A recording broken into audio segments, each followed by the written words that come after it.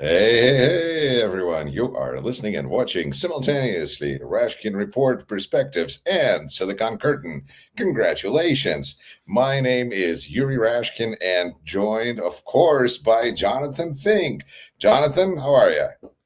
I'm fine. I've thawed out now. That's awesome because I just wanted to, let our audience know these were not technical difficulties. We were just having a good time chatting.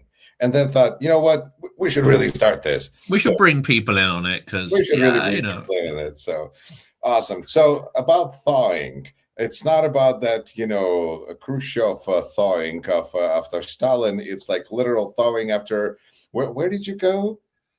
I don't know. Shall I be cagey about this? No, but I went to the center of the action, as it were. It was super cold in Kiev. Wow. We hit minus 20 a couple of times, so that was fun, especially on one What? particular thing. I'm I sorry. went. Let me. What were you thinking? What was I thinking? Um, Even Ukrainians say like, "Oh, this isn't a good time. This is not a good time to." One in particular, and this is something while Ukrainians are struggling to stay warm, we actually went out. I won't give any details. We went out to a polygon north of the city in the middle of the night to observe drone interception using some rather secret technology that we weren't allowed to film. Um, that was kind of fascinating, but it was minus 20, and we were out in a blizzard for 5 hours watching this. So that was different, and people will see this. Yeah, minus 20, not so much fun. People will see this in upcoming video. Once I get it through, what do you call it? OPSEC, operational security, has gone through the footage to check I haven't revealed anything. Then people will get to see a little bit of that, get a little sort of taster of that. Before we get anywhere with all of this, one thing that stunned and shocked me, and this was the number of people that I met who are involved in drone tech, are involved in various things. It could be countering disinformation, it could be drone tech, it could be whatever. And they've had interaction with Western journalists who have variously published material without notification and pre-agreed, validation stages, have published pictures of secret material which they were asked not to film, have published details that showed the locations in their photographs when they were specifically asked to take sort of zoom in photographs or take images that didn't show some aspect of, say, a building or a street or part of the horizon that would reveal location. Everybody I met had a story about, oh yeah, well, a journalist came and we've had to change our location because, and blah blah and blah. Shocking, stunning.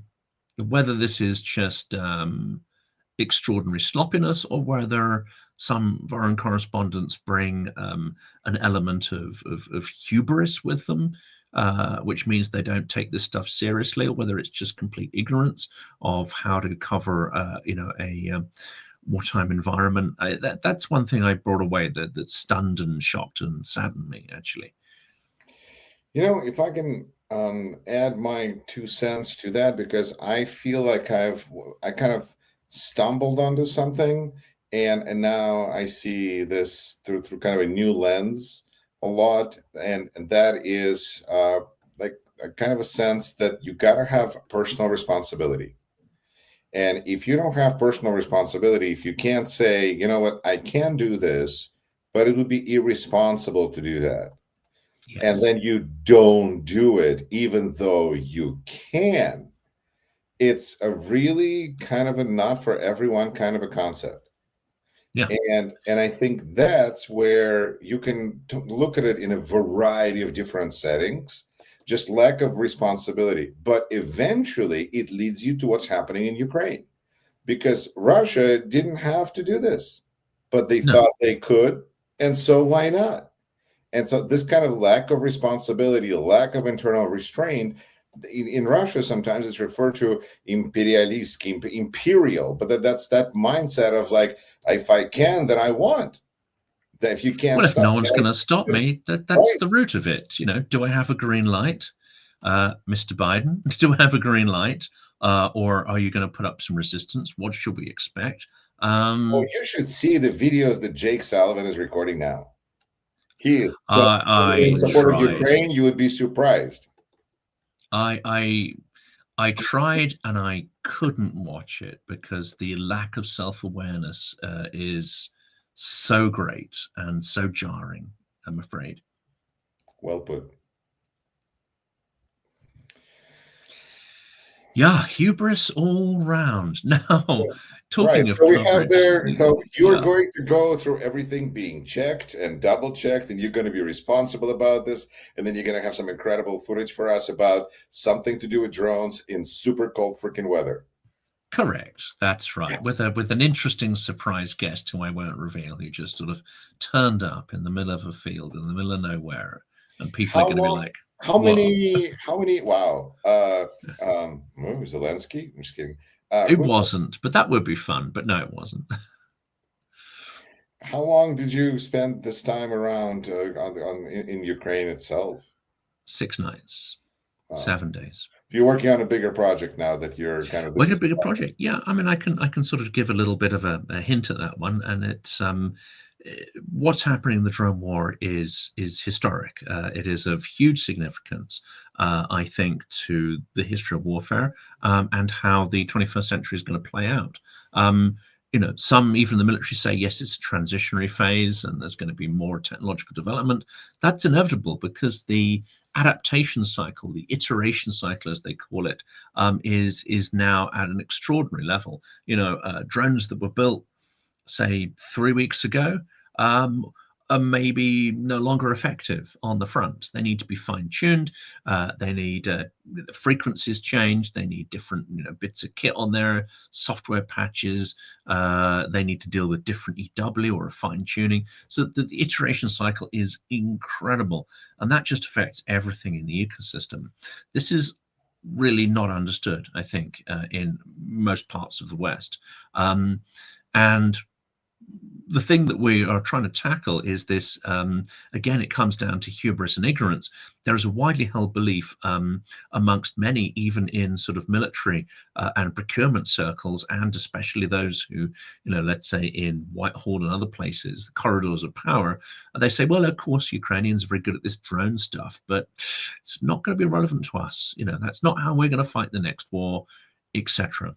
So this incredible ostrich mentality, head in the sand, which Ukrainians think is just stunning, especially those who are You know involved what? in drone With tech. all due respect, we have to, Yeah. I think, acknowledge that had Putin not attacked, Ukrainians would have continued to keep their head in the sand. Of This, course, many, many Ukrainians didn't want to believe this was coming and didn't indeed believe it was coming, even when it happened.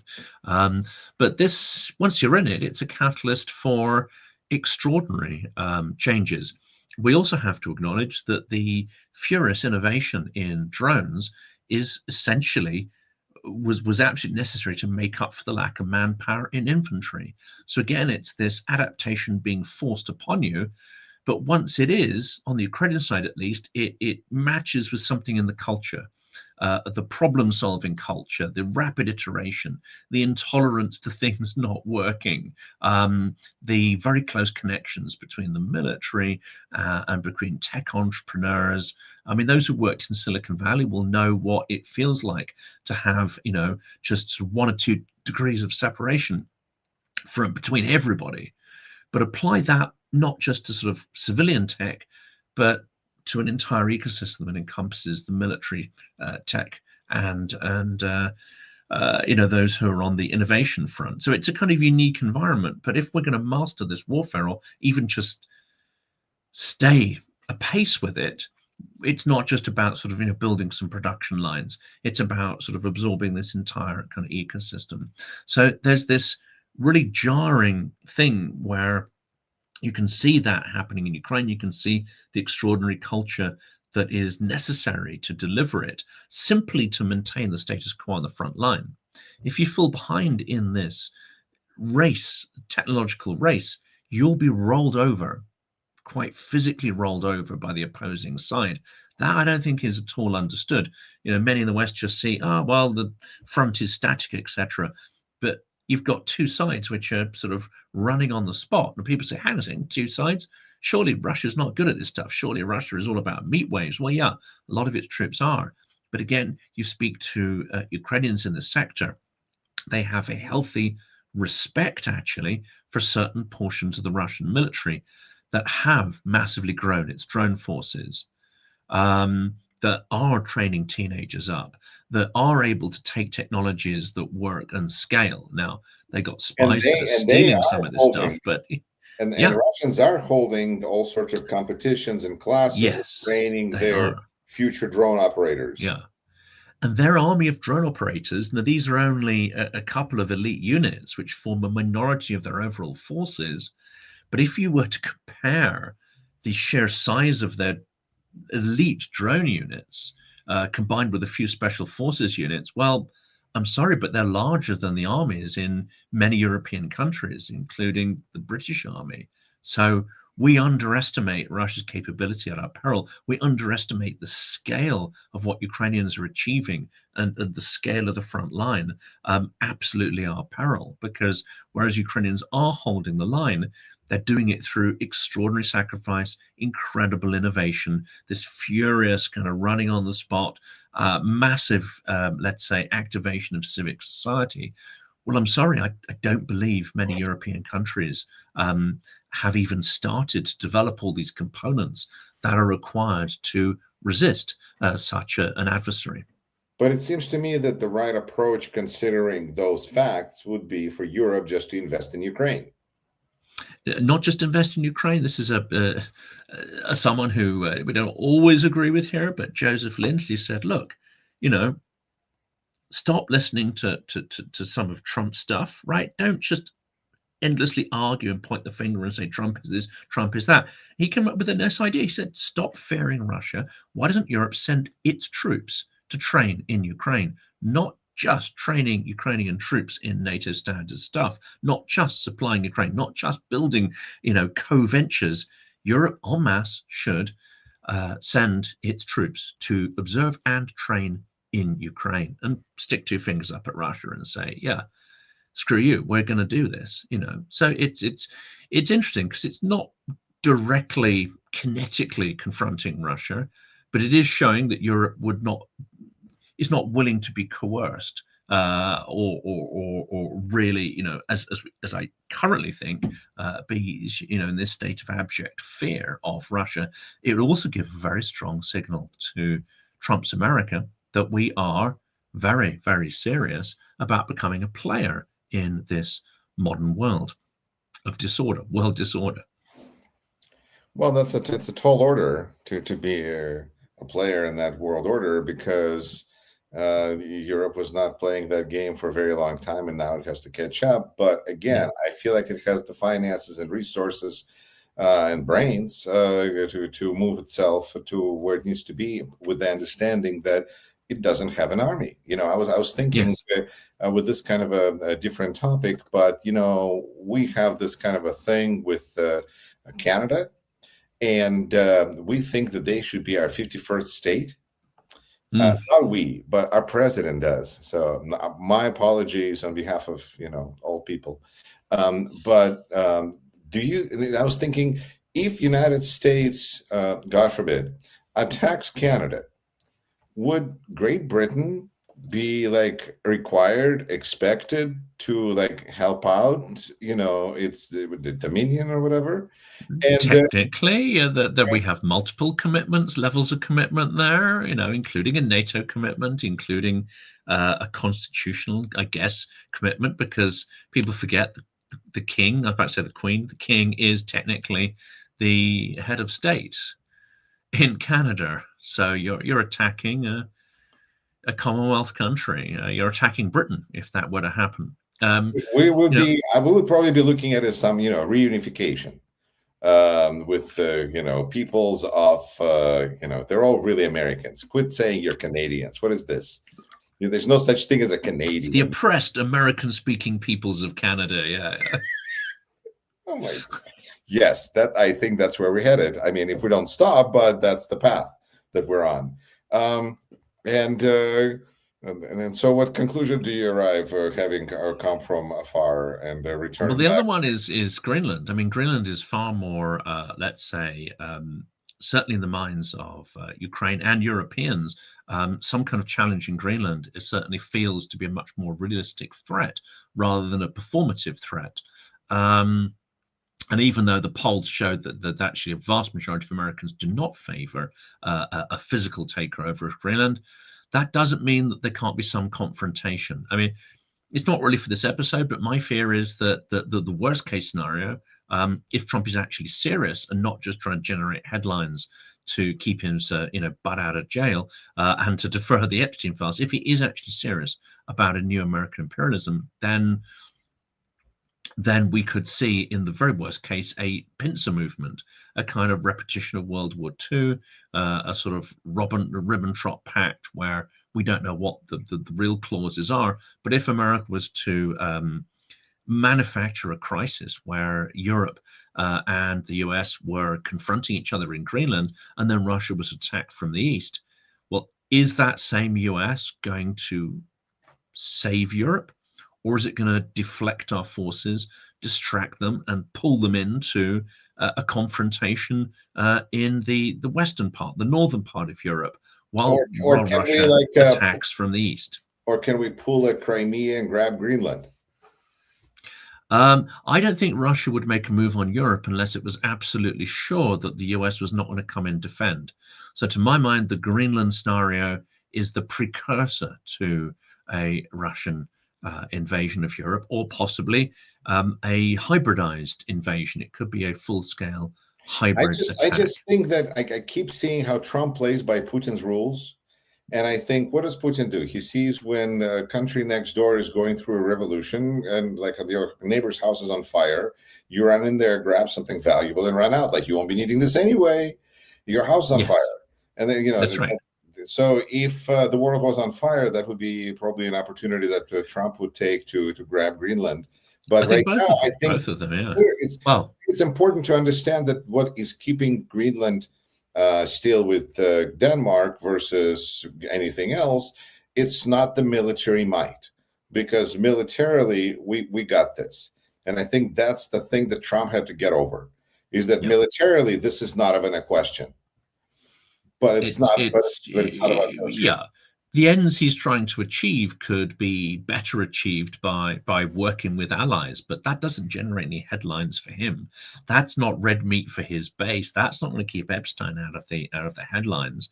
And of course we see that timeline accelerating. I mean, the big question, of course, is why he hasn't moved against Iran. One could say that it's because Putin has asked him not to.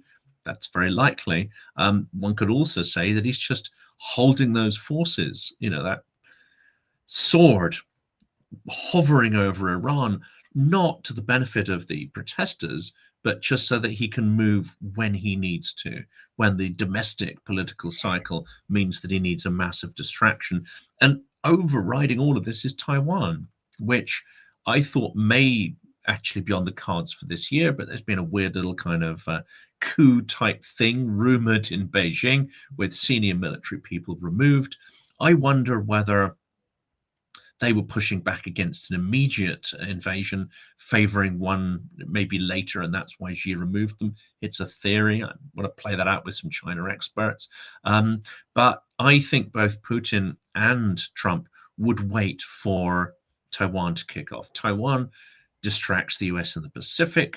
It could be that with the world aflame, Putin decides he could move on Europe with a sort of hybridized assault. It could also be that actually, despite telling us they can only fight on two fronts, that Trump decides that we're gonna do this over here in Taiwan, or maybe we're not going to save them, but we'll attack Greenland instead.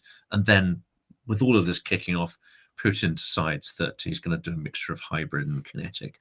But these are all possibilities which we cannot dismiss, although I suspect we're not preparing for them. It But through seems all this, Ukraine carries on. It seems to me, though, so you're seeing this as a kind of a domino, and the question is, what's going to be the first one? What's going to Yeah, start the chain reaction? yeah. very much like the First World War, a series of, in this case, it's not alliances, but in this case, it's a series of interests. Um, it's going to trigger a kind of a gobbling up of assets and resources. But in Trump, he's not particularly strategic. I mean, there are some who are more strategic around him, certainly. But it's a way of controlling the internal narrative. At the same time, I mean, all of this, it strikes me that Ukraine is like that rock sticking out of the water that refuses to be submerged by the rising tide of chaos and authoritarianism. So, in a kind of ironic way, Ukraine gives me some hope that certainly Russia will not prevail, will not defeat it. But it's precarious, it is What I precarious. think is precarious to continue with your point is that Ukraine, in my opinion, right now is facing challenge on three fronts. Because the first one is military, second one is diplomacy, because all of these peace talks to me is just more pressure from the states to be like, are you ready to surrender yet? Are you done yet? Are you done yet? It's the And title of my episode today. It's more surrender. That's what it is. It's right, like, but well, we've given, there's a yeah, third part of pressure on Ukraine, and that's media, because there's Newsmax that's opening in Ukraine, and that's in a news. I use that word loosely. Organization in United States that's considered to be to the right of Fox News. So whoa, and this is stunning. What's going on there? Because this is the last operation I would have expected to open a bureau. And let's face it, there's only one, I think, which is NPR, which actually has a full, bureau team in place and is operating like a traditional bureau would in this wartime. No other major news organization actually has a fully staffed bureau anymore, or is filing the appropriate number of stories for what is, still the number one, I would say, geopolitical story. I'm afraid the Why on earth situation would is, they do it? I'm afraid the situation is, as Lev Parnas says, is not what it looks like, but it's much worse.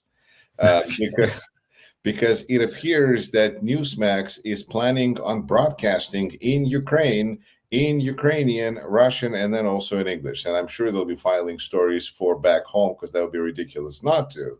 But Mm, I am more fascinated by the concept that we now have this media pressure on Ukrainians to surrender that's going to be coming to them courtesy of Newsmax. Because Newsmax, it's not reality for real people. It's our story is right, everybody else is fake, and we're not telling you what's going on. We're telling you what to feel. yes. And they're going to be pushing the idea of the war is horrible, the things are terrible, so you should surrender. Yeah. And I wonder how Ukrainians are going to respond to this, because there's the government possibility of response, there's the public possibility of response. People might not buy that kind of crap. I'm kind of thinking about how Taco Bell opened in Mexico and failed. Yeah. Yes, of course. So I don't know if this will work or if this will fail right away, because people will just know for what it is. But that's I an suspect interesting they development. will. I mean, Ukrainians are tuning out of their own state media, which was the marathon.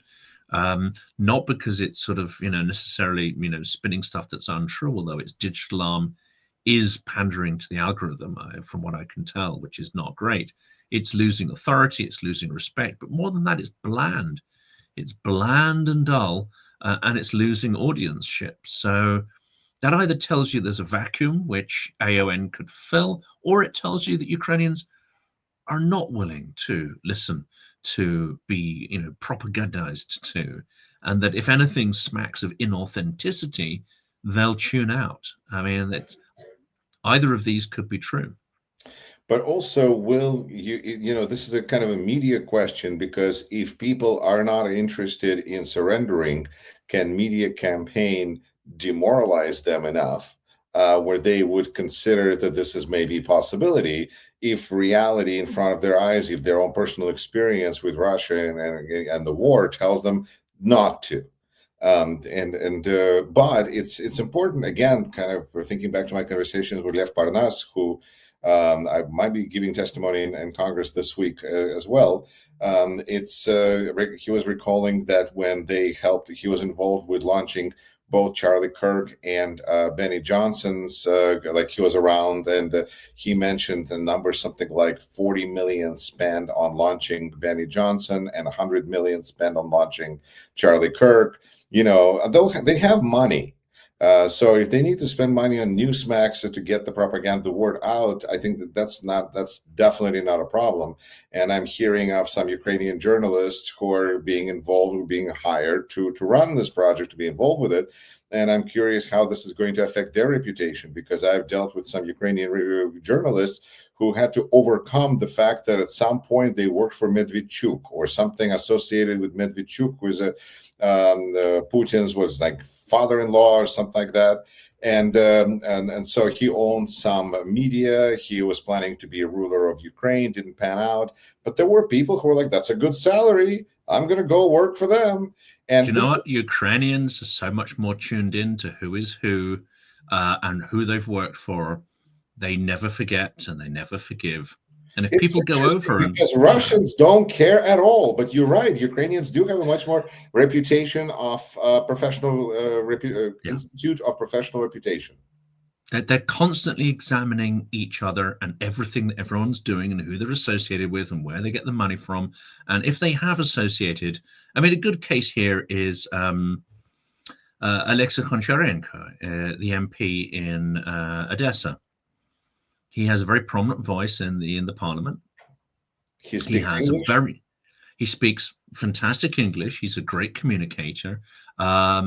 You'd find it very difficult to find issue with anything he broadcasts, either in Russian or Ukrainian. It's pretty solid, anti-Russian stuff.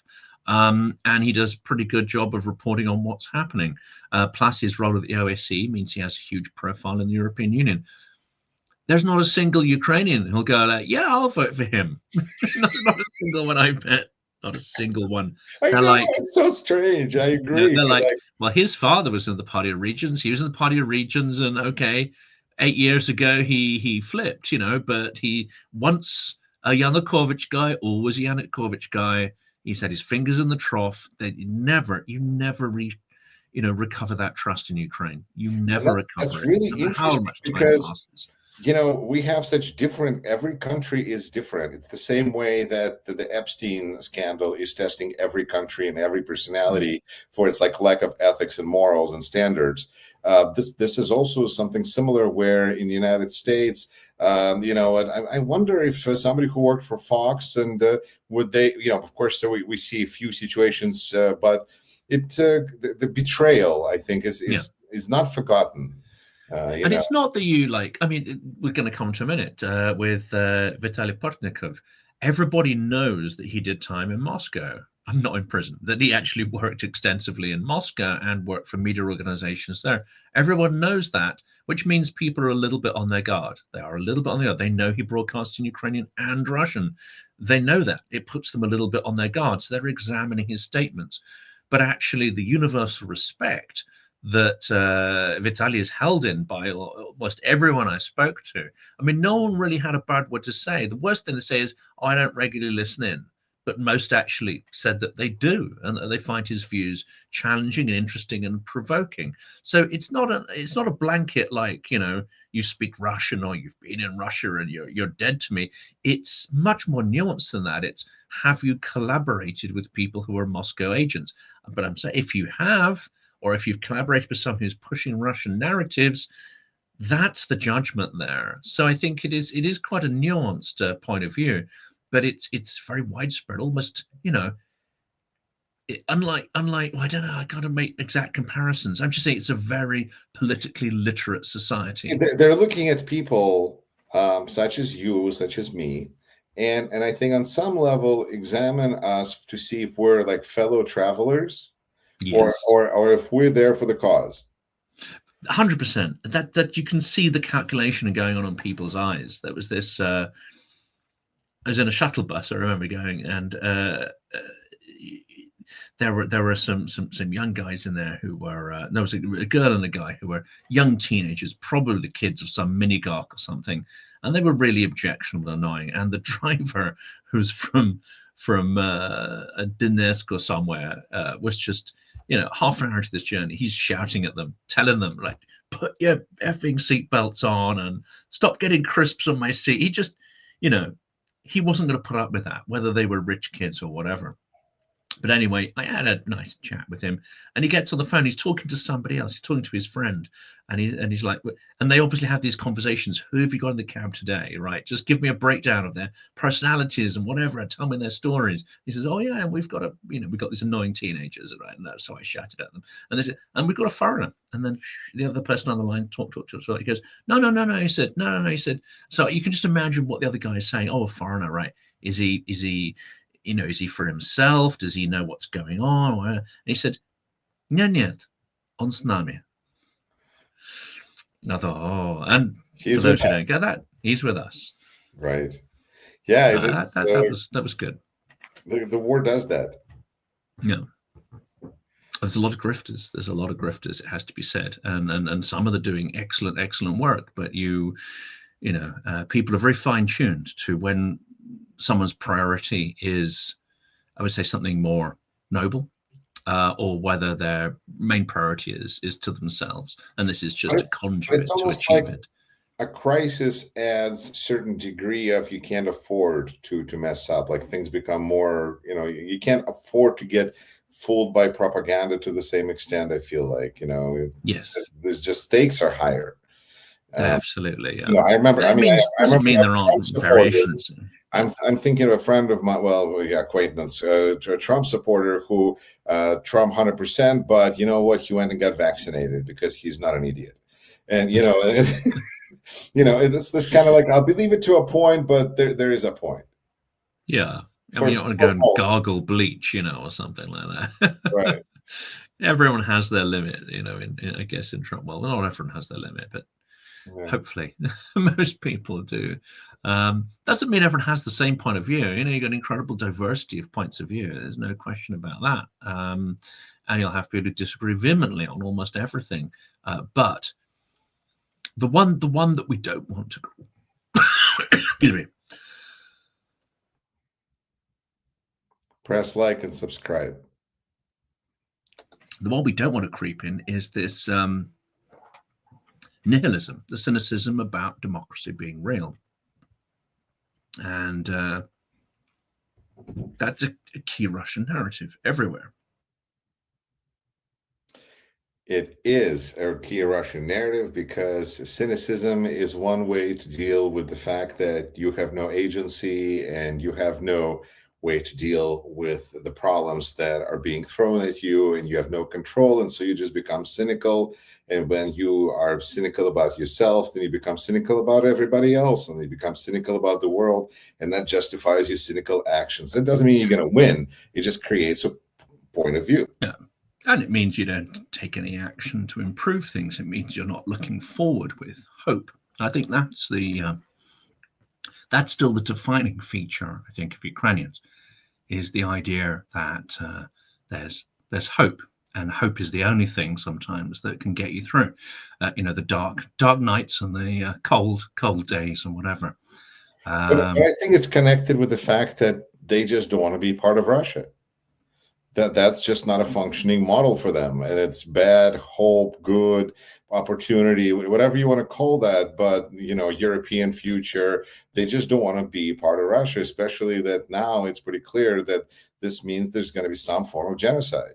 Because what does Russia do? They move people around, they resettle people all the time. That's just historically that's their national strategy. Now we call it genocide and resettlement, but that's how they do it. Ukrainians don't want any of it.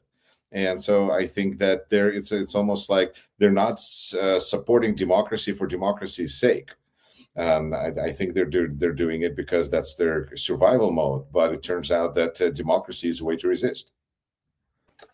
That's it. It's a useful tool to resist that, and people are starting to realize it's a useful tool to create wealth, to create comfort. And this is the other differentiating factor, in that almost universally Ukrainians strive for things to be better, things to be tastier, things to be more comfortable, things to be nicer.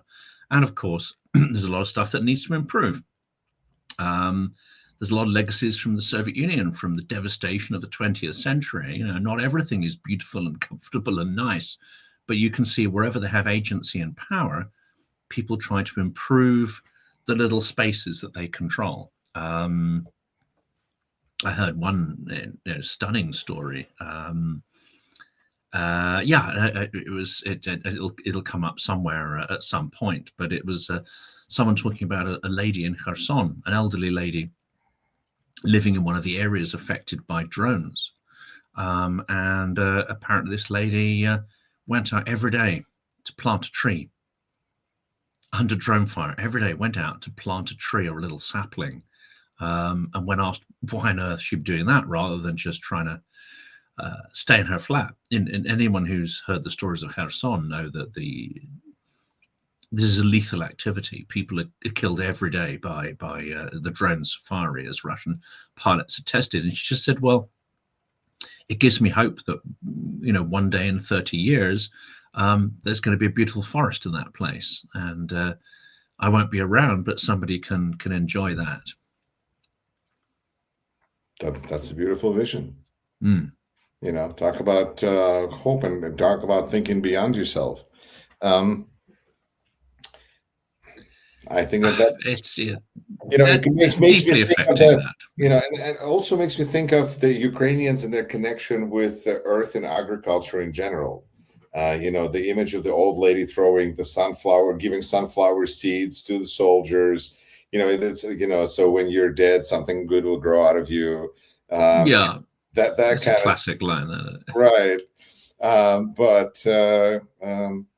It's been a fascinating culture for me to get to know, because I was not planning on speaking about Ukraine when I started. Were you planning on going to Ukraine and like in this cold winter? Was this like part of your life plan? I don't it wasn't not so much, but it turns out to be an important thing to do. Yeah, for sure. And I just think about it historically, because on one hand, my grandparents literally ran away from Ukraine from pogroms in the 1920s, and they ran to Moscow.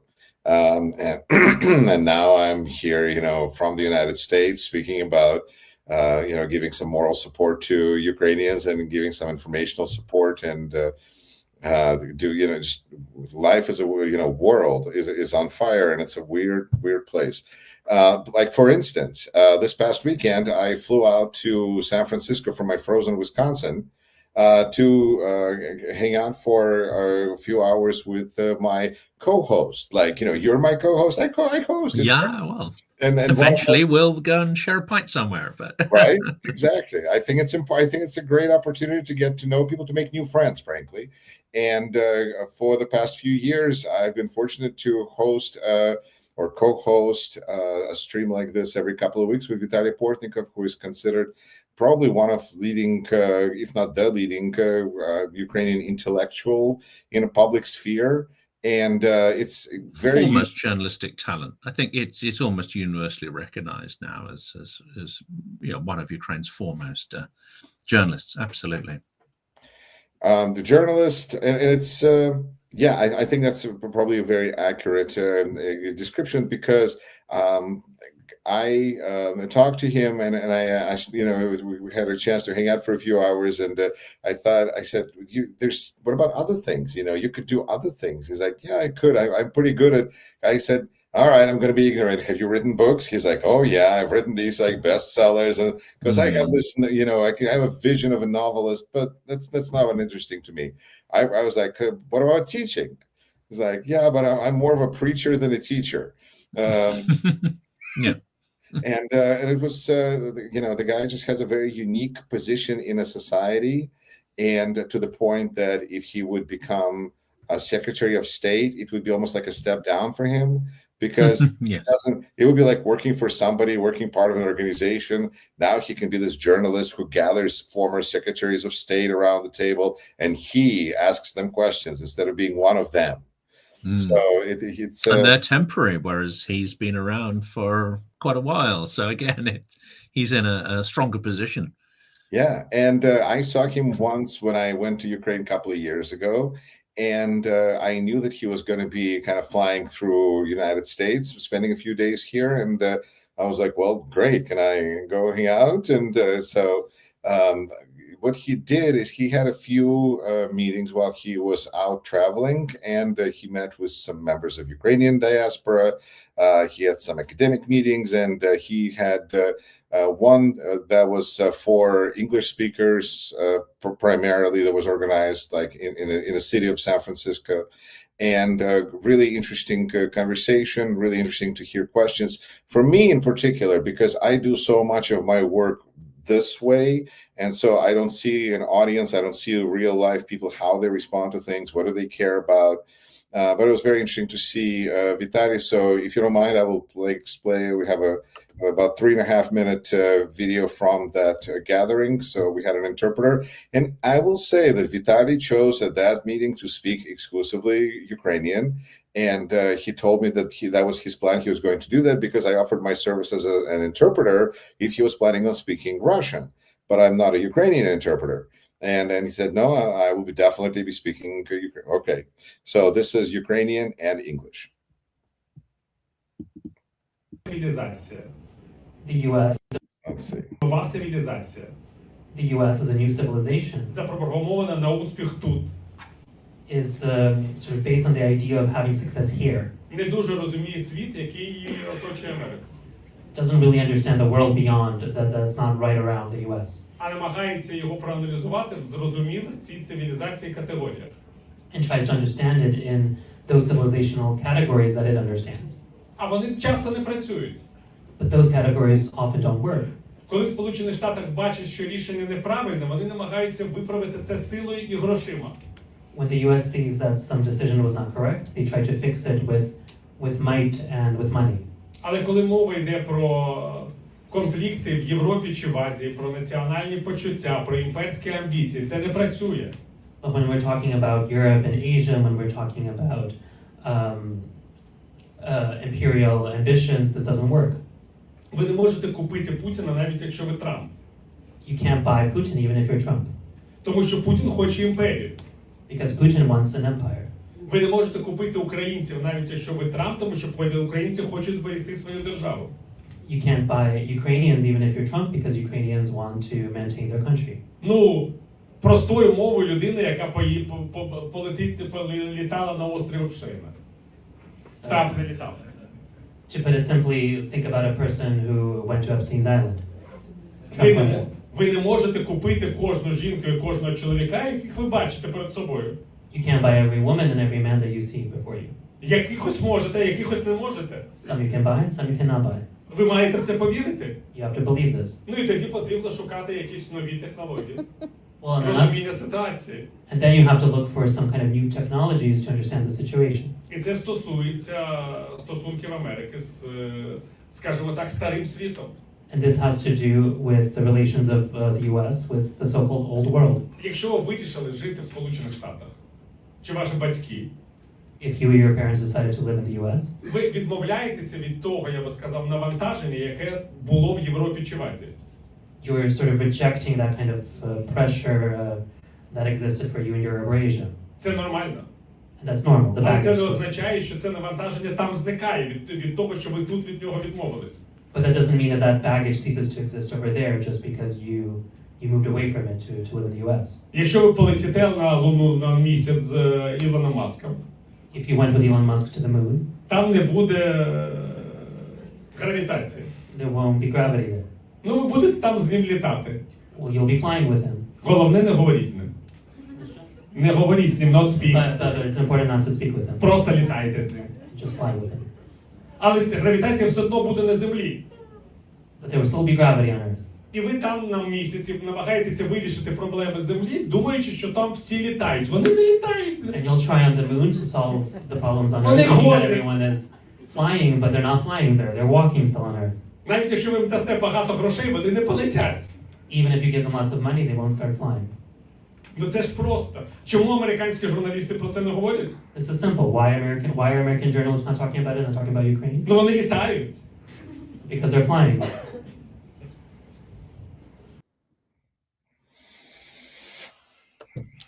So a certain dose of Wow. realism that I guess we're missing, and we're, you know, and for a variety of reasons, we're not seeing what's going on, and we're not equipped He to always is, yeah. He always is, though. He always challenges and gets to you know, this received thinking, which actually is just that. You know, it's not reality. It's just assumptions that people make and confused for reality. He's very good at picking that out. I was focusing on the chat as well. We had someone who was getting increasingly irate for some unknown reason at Vitaly speaking in Ukrainian, which is kind of odd, given that he is Ukrainian. see that it was right there. It verifies it was the right thing for him to do. Yeah, I mean, look at people's response. If you can't take, I have this, you know, for just my experience where I'm interviewed, and half the time the interviewer will speak Ukrainian to me, and I respond in Russian because that's what I can do, and I know they'll understand me. Unless I, you know, if I speak English, it won't. And people will start writing in comments, "Why can't you speak to him in Russian? You know," and I'm just, I have to sometimes write, and I mention it like it's okay. I am not offended one bit. When you think about Russia that attacked Ukraine, the fact that they're willing to listen to anybody in Russian, thank you very much, Slava Ukraini. Yeah, absolutely. It's it's not something they're compelled to do, and it shows an extraordinary generosity in doing so. And sometimes it's just how you, it's the best way to make the conversation happen. I think yeah, a couple of the commentators do exactly the same. I've seen Gudkov, Mark Fagan, all do the same. You know, the United 24, whoever they're being interviewed by, will ask the question in Ukrainian, they respond in Russian, and say everyone's happy, but everyone understands what's going on. So you have to wonder to what extent, you know, those kinds of trolling things that people will say in a comment chat, but will never mention it in a live conversation. To what extent that kind of reputational kind of stuff.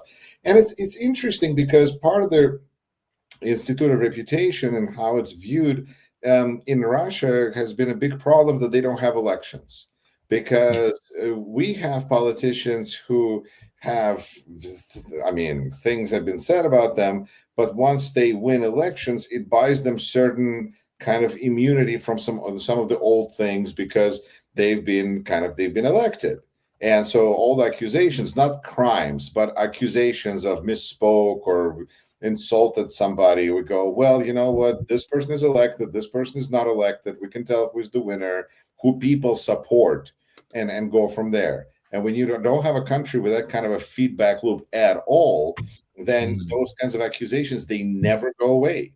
They just get added to the list, and you're always just building your obituary, where they'll go, and in 2011 he said this to so and so, and we'll never forgive him for it. And that's not a way to move forward. That's where, interestingly, both Russians and Ukrainians are struggling with Trump, because he refuses to see origins of anything. For him, it's just, we're here now, let's make a deal, move forward, make money. And both Russians and Ukrainians are like, but there was a problem. There is a problem. There's a root cause of this. And maybe we're not that interested in money.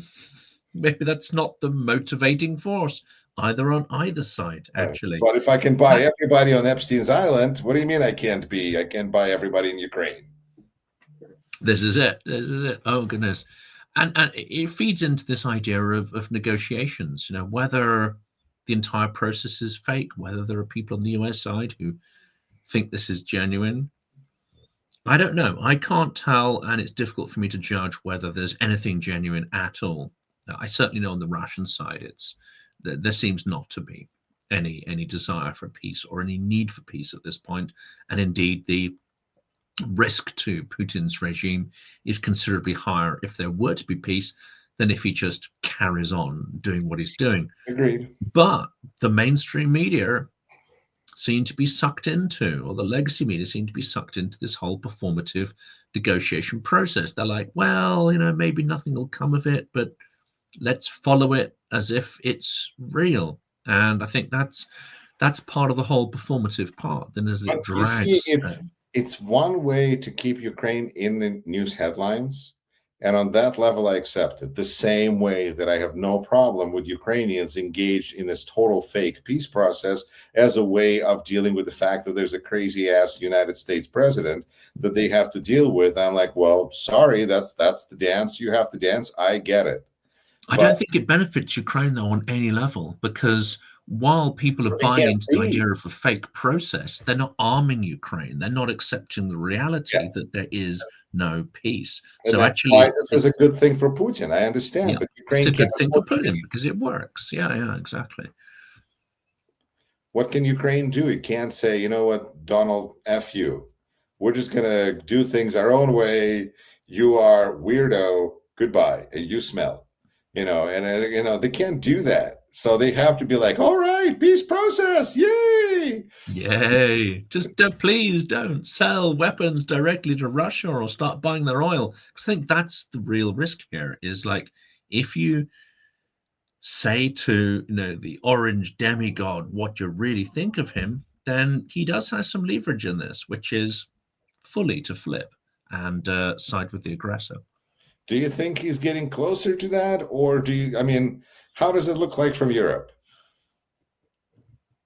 Because I feel like I live in this expectation for so long that I'm just like, and how does that look like from there?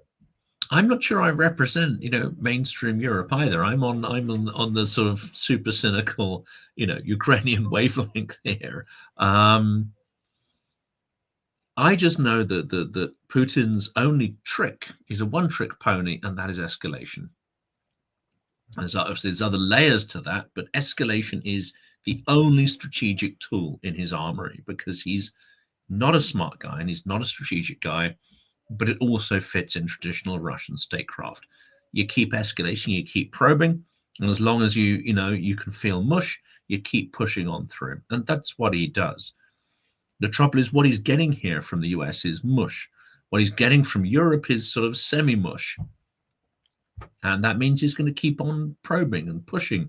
But that's exactly the same thing we're seeing from Trump, that plays by the same rule book, and it's always escalation. Because as I look at it from the authoritarian state's point of view, the screws are never untightened.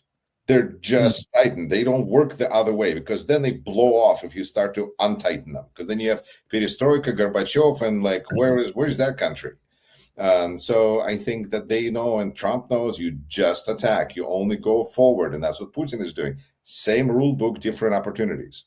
Yeah, and I think Trump could do that to Ukraine. I mean, the thumbnail on this is, here we go again, surrender, forcing Ukraine to capitulate. And this narrative, because there's two doing the rounds at the moment. One is the so-called fake negotiations. The other one is Ukraine has to hold elections. These are 2 points where you really can lean on Ukraine. You can pressure it, you can force it, you can even try to force some level of greater dysfunction onto it with a view to making it capitulate to Russia. So I think these are 2 real danger points now. But Ukraine has resisted, going down that route. But again, I find some portions of the legacy media entirely disingenuous. If you look at Zelensky's actual comments, is we will hold elections when a ceasefire holds, when there are certain security guarantees in place. It's a clever stance because he knows that circumstance will not arise. He can just say after Putin's death. Yeah, after Putin's death. He could say that. That doesn't go down quite so well with the Orange God King. But he's saying essentially the same thing by saying, when there's a security situation that allows it, we will. Well, Putin's demise is the only security situation which would potentially would allow that. But the way it's spun in the Financial Times that apparently broke the story is that elections are coming to Ukraine, as early as 24th of February to time with that's a line written in the Kremlin. What on earth is a apparently reputable paper pushing this garbage for? 2 things. Kremlin-lined garbage. First of all, Trump now regularly says stuff that doesn't and that is not supported by other people. He did this with Mexico. He did this with Zelensky all the time. And he's done this with other country. I'm trying to think of who, but he regularly says, like, I talked to them. They said, sure. And then those other people said, we didn't talk to them. We didn't discuss this. This didn't happen. So that's part of Trump mindset, Trump bubble, Trump dementia issues. But the other part, there's a great comment here is clarifying that I thought that Trump was taco, which is not always escalation. And I think it's important to clarify that when he sees that this could cost him money, he's not a fool that way. That's where his crazy goes away, and he goes, "Oh, just kidding," and that's where he is taco. But when it comes to other situations that don't involve that much money or cryptocurrency or whatever, then Or it's risk, when he's good, can guarantee a result. It's exactly what Putin does. Or until the full-scale invasion, he would typically only make a move when he could guarantee the outcome. because you can say that Putin is taco with his hybrid war, because it's not quite anything for sure, but it's definitely a threat. And it's Very tellingly, he mocked David Cameron, who called the Brexit referendum, saying, well, why would you call a vote unless you could guarantee the outcome of it? I think they're genuinely perplexed as to why a political leader would create a scenario of risk that they can't control. it makes me think of like in a courtroom as a lawyer. I'm not a lawyer. I'm a court interpreter. They shouldn't ask a question at a trial that they don't know an answer to in advance. But I didn't know that you can approach the same way, to an election. So that's kind of it's a twist. This is where the midterms become interesting, because Trump may suspect that the outcome is not something he can control and is not necessarily in his favor. So he has to engineer the circumstances to get the outcome he needs. Well, that's a totally different topic. But no, Putin and Trump, I think, operate on the same level, which is thinking in terms very much of expending resources and risk and moving forward when they believe they can control the outcomes of those, tackling when they lose control of some of those outcomes. Yeah, the Sherry writes, some Ukrainians are denouncing Zelensky because they think the fake peace process is giving Ukrainians false hope for an end to the war. Which is why I'm clarifying that it's a thing that serves its own purpose, and as long as we all understand it, that's great. I would like it, I guess maybe in closing, Jonathan, I'd like to hear, because here in America, we've heard so many times about things from Zelensky about Biden, and that made Biden cringe, but he couldn't stop helping because Ukraine was more important than whatever Zelensky said. And so he continued to support Ukraine as much as he could, not enough.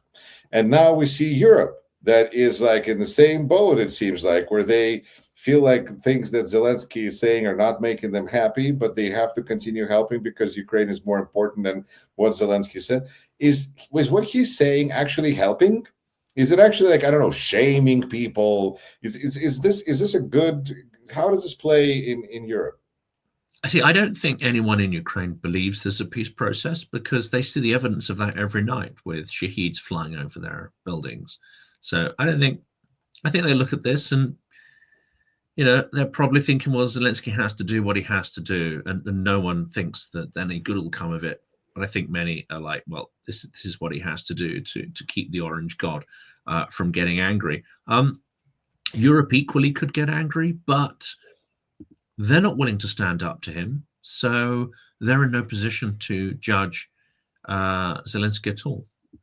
They're in no position. They know they're in no position, and they know if they were to critique Ukraine on this matter, they'd have to take some precipitous action. And of course, the lead amongst all this, who I think is genuinely doing a disservice to everybody he's supposed to be representing, is Mark Rutte. Now, I've had endless arguments with Miss Jonna Pierce about this, who says this is his job. He has to defend NATO, and he has to, his role is there to smooth things over. That's the very job. But I think the mark of a leader is to accept when you've been asked to do a job that's impossible, and in that situation decline. You go back to the Second World War one.